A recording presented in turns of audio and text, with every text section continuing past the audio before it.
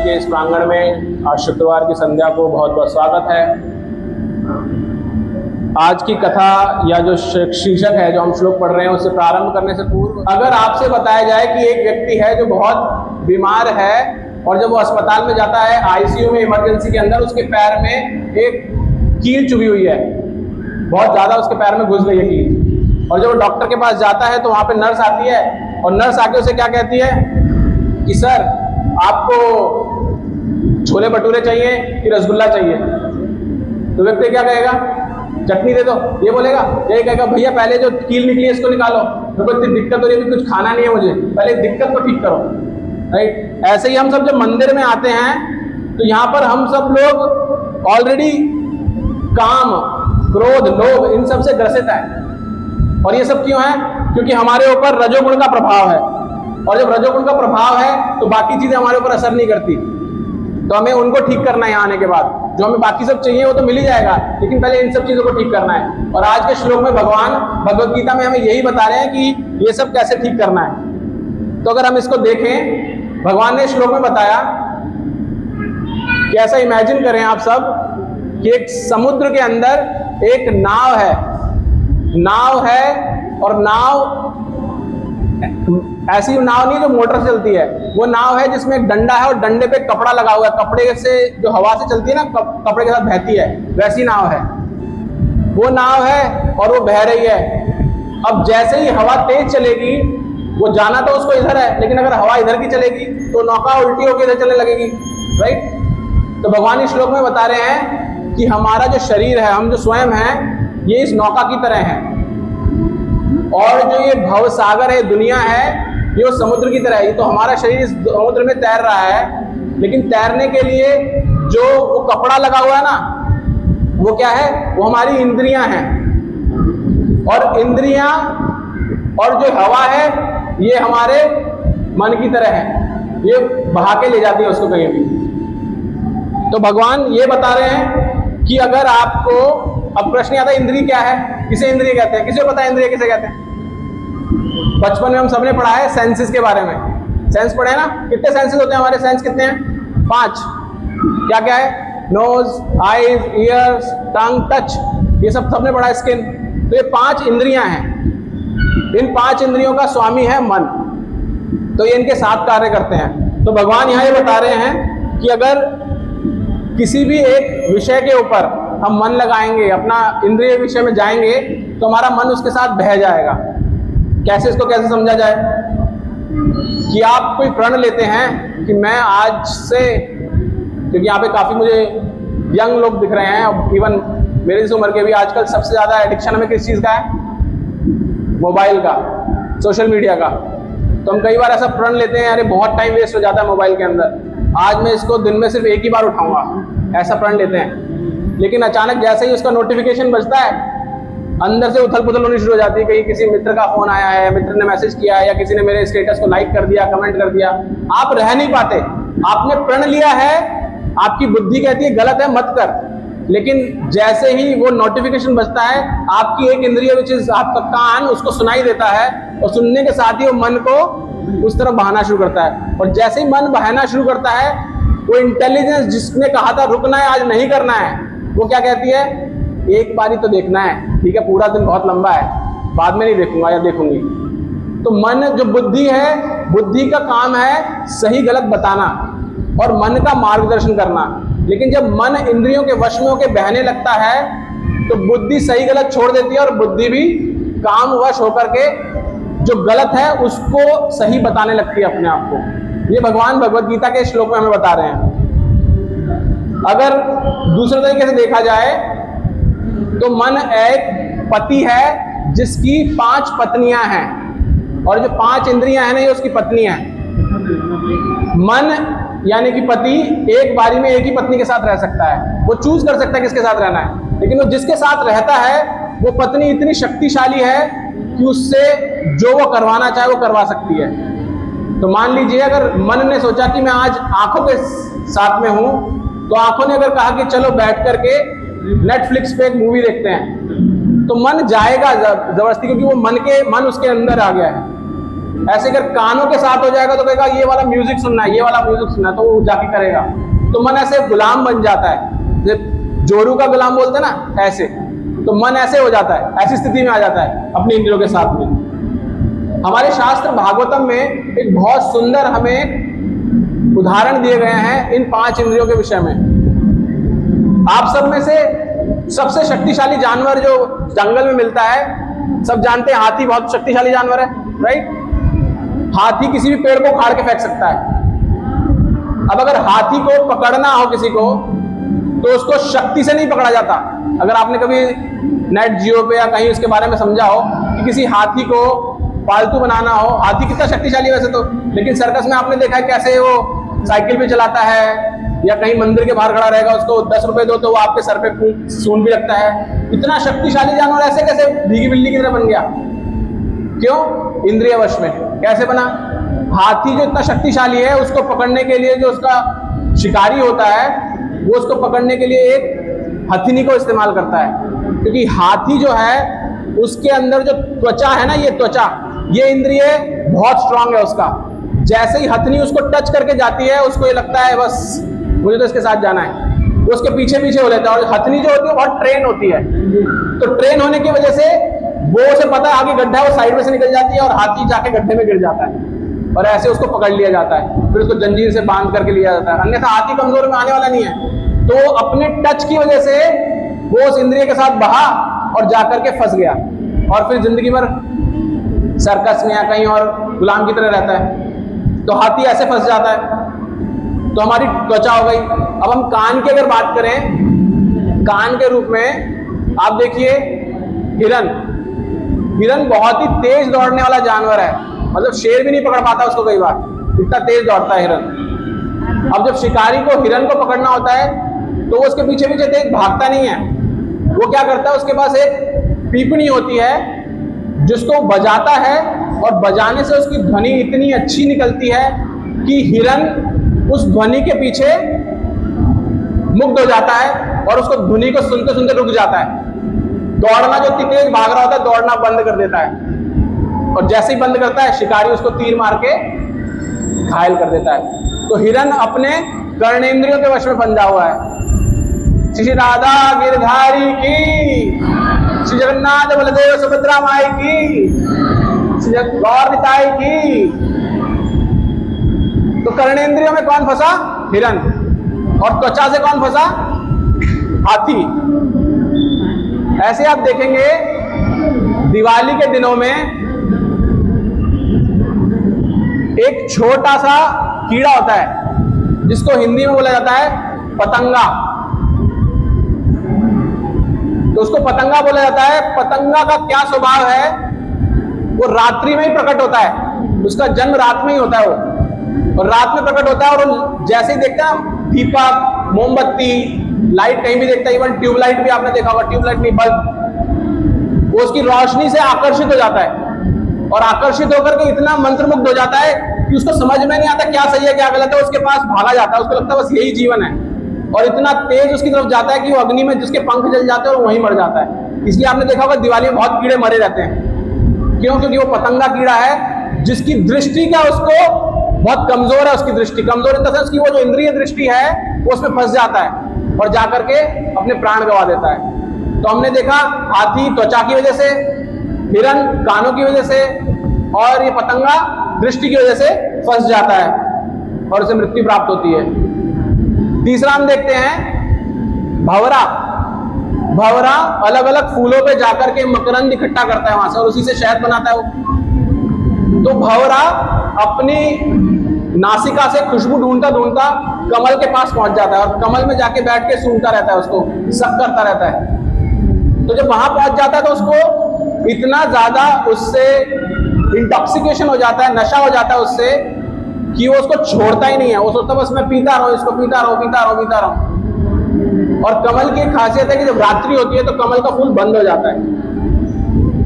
तो उसकी वो अपनी नासिका की वजह से, सुगंध की वजह से इतना ज्यादा पागल हो जाता है भंवरा कि उस कमल में बैठा रहता है। रात हो जाती है, वो कमल बंद हो जाता है और वो हिलता भी नहीं है, और वो बाद में सांस ना आने की वजह से, सफोकेशन की वजह से वो भी मर जाता है। तो हमने देखा ये नासिका की वजह से, गंध की वजह से ये फंस गया। तो हमारे क्या क्या कौन कौन से सेंस हो गए? टच, दूसरा हमने किया ईयर्स, तीसरा हमने किया आईज, और चौथा हमने कौन सा किया अभी? नोज। अब क्या बच गया? टंग, राइट? तो अब टंग बच गया। तो अगर हम इसके बारे में देखें तो मछली कितनी फुर्तीली होती है, पानी में तैरती रहती है, लेकिन उसको पकड़ने के लिए क्या किया जाता है? आटा डाला जाता है या कीड़ा फंसा के हुक में डाला जाता है। वैसे तो घूमती रहती है इतना, लेकिन जैसे ही उस हुक के पास जाती है, पकड़ती है, जाके फंस जाती है और जाल में फंस जाती है, और जो उसका हुक होता है उसमें फंस जाती है। तो ये सिर्फ अपनी जिह्वा की वजह से जाके फंस गई। तो इन सभी जानवरों में या प्राणियों में एक एक इंद्री इतनी स्ट्रांग थी कि जिसकी वजह से वो जाके फंस जाते हैं। अब सोचिए इसके विपरीत हमारा, राइट? एक तो कलयुग के अंदर इन सबके पास तो एक एक सेंस था जो इतना स्ट्रांग था, हमारे तो सारे ही सेंस स्ट्रांग हैं।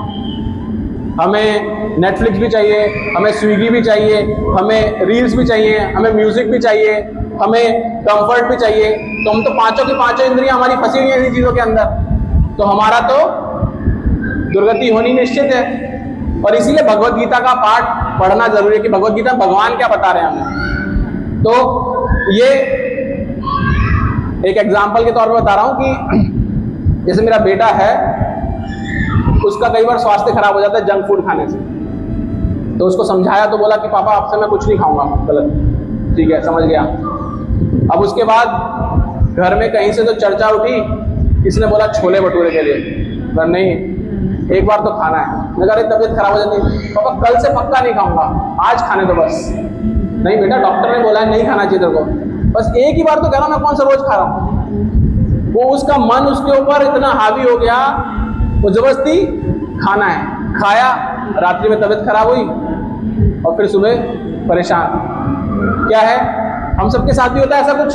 जीवन में अलग अलग चीजें होती हैं कि हम चाहते हैं कि ना करें, लेकिन फिर भी हम फंस जाते हैं और वो इंद्रिय के भोग में घुस जाते हैं। तो आप सब में से ये तो बहुत रिलेटेबल होगा, सब सुबह उठने के लिए अलार्म कौन कौन लगाता है? उठने के लिए अलार्म नहीं लगाता कोई भी, सिर्फ थोड़े से लोग हैं।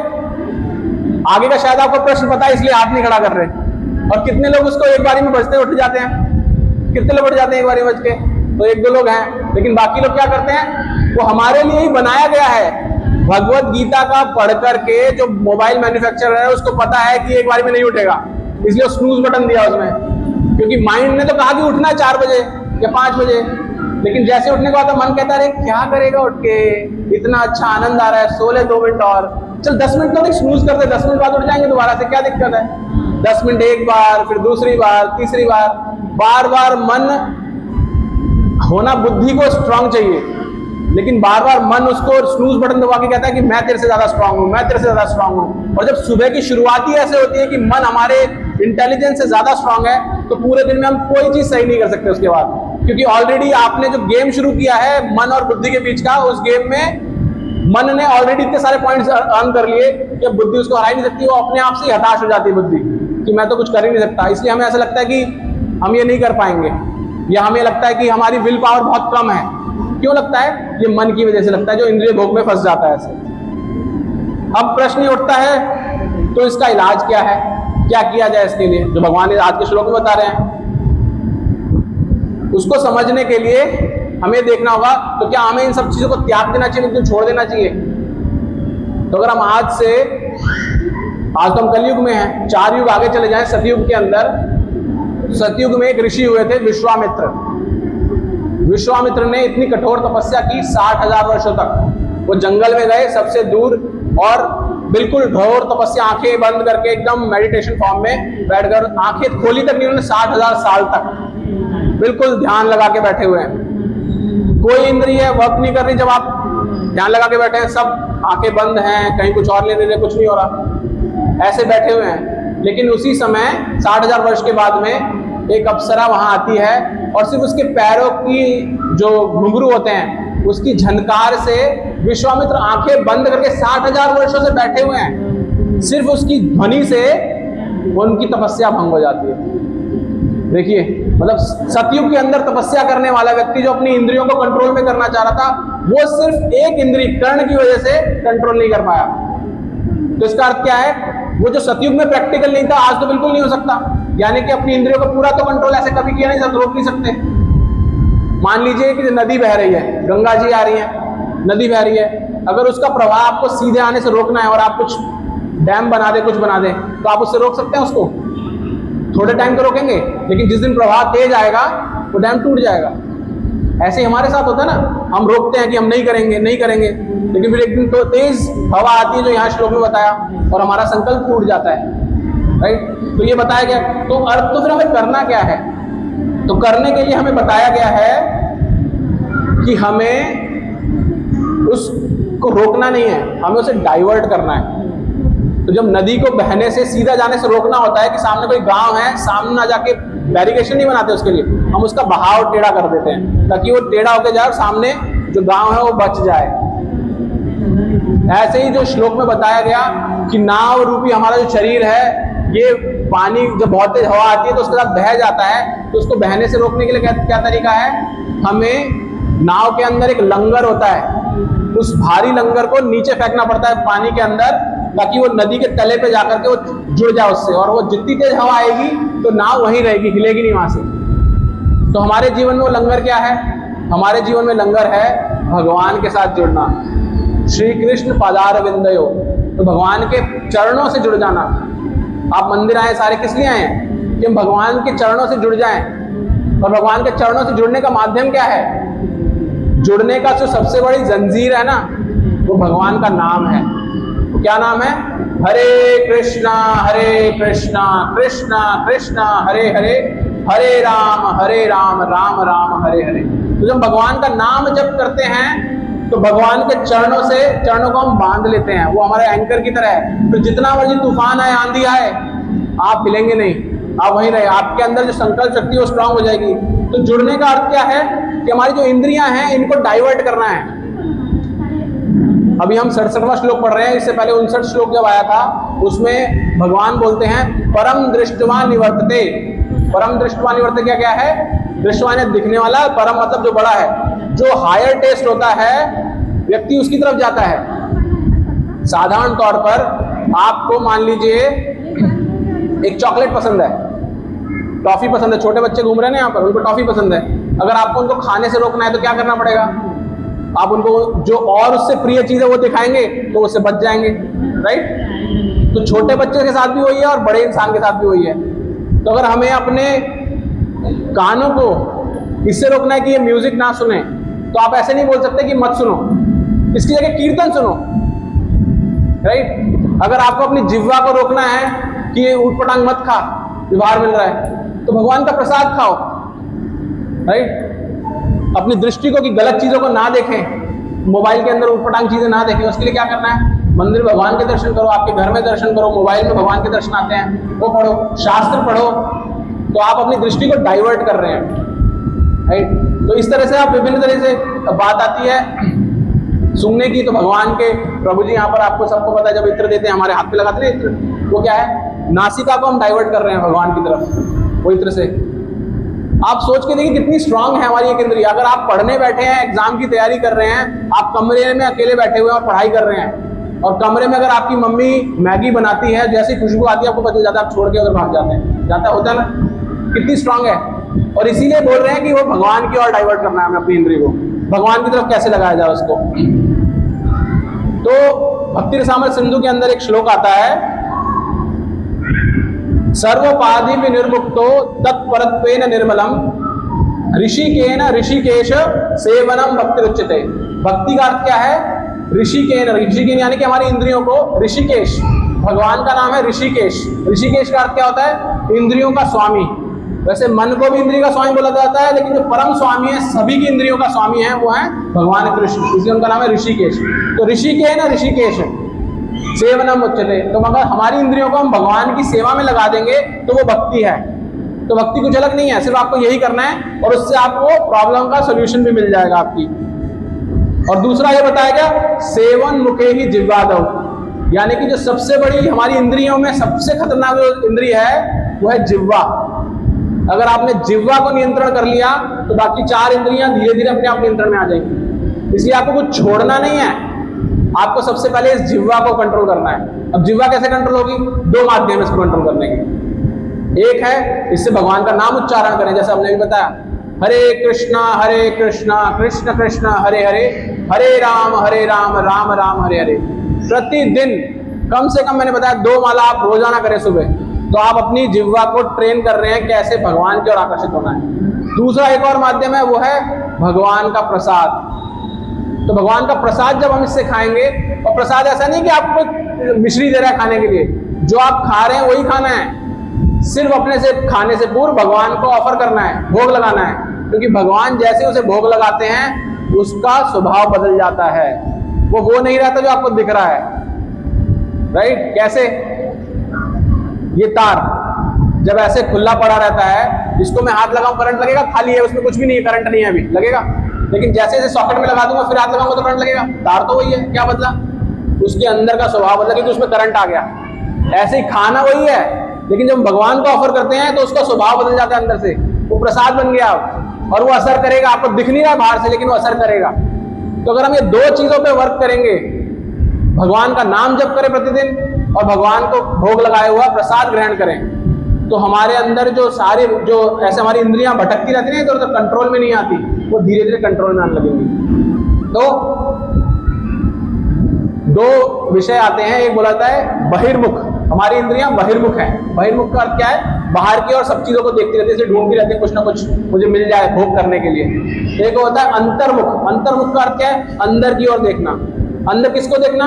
भगवान परमात्मा हमारे अंदर वास करते हैं, भगवान कृष्ण, श्री राधा गिरिधारी हमारे अंदर भी है, परमात्मा रूप में सबके अंदर है, तो उनकी ओर देखना। तो अंतर्मुखी होने का अर्थ क्या है? क्या मैं आंखें बंद करके चलूं? ऐसा पॉसिबल नहीं है। लेकिन हम जब बाहरी रूप से इंद्रियों को डाइवर्ट करते हैं भगवान की ओर, तो वो भी अंतर्मुखी है। क्योंकि जब मैं बाहर देख रहा हूं और मेरे को सामने नरसिंह भगवान दिख रहे हैं, तो वो भी अंतर्मुखी है। मैं इधर उधर और कहीं नहीं देख रहा, मैं भगवान की तरफ देख रहा हूं। तो ये ऐसे ही है कि जैसे हम एक बीज को जमीन में डालकर जब पानी देते हैं, तो पानी बाहर से जा रहा है, लेकिन पेड़ कहां से निकल रहा है? जमीन के अंदर से निकल रहा है, तो अंदर से निकला है। तो ऐसे जब हम श्रवण करते हैं, हम कीर्तन करते हैं, भगवान का नाम जप करते हैं, तो आ तो बाहर से रहा है वो, लेकिन हमारे अंदर सुषुप्त अवस्था में जो भक्ति है उसको जागृत करता है वो, और भक्ति लता बीज बड़ा होने लगता है धीरे धीरे।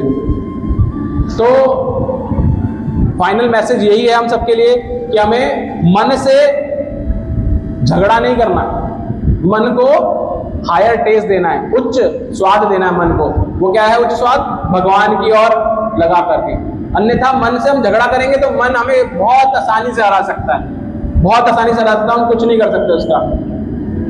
और ये बताया गया है कि भगवान अपने आप को प्रकट करते हैं हर किसी के सामने, लेकिन उसका माध्यम सिर्फ वही है, जिह्वा।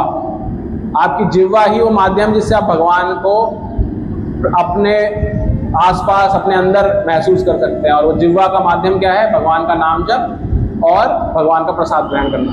तो आप में से कितने लोग अब प्रतिदिन एटलीस्ट 2 माला जप करेंगे? कौन है जो बीमारियों से इलाज चाहता है? अन्यथा आप डॉक्टर के पास तो आए, लेकिन इलाज लेके नहीं जा रहे। आप बैठेंगे यहाँ पर आधा घंटा डॉक्टर के पास लाइन लगा करके बैठे हैं, लेकिन इलाज नहीं ले रहे। अगर इलाज चाहिए अपनी बीमारियों का, तो आपको 2 माला प्रतिदिन अवश्य जप करने चाहिए। राइट? साथ में जैसे मैंने स्टार्टिंग बताया था, भगवत गीता अवश्य लेके जाएं और इसका एक श्लोक अवश्य पढ़ें।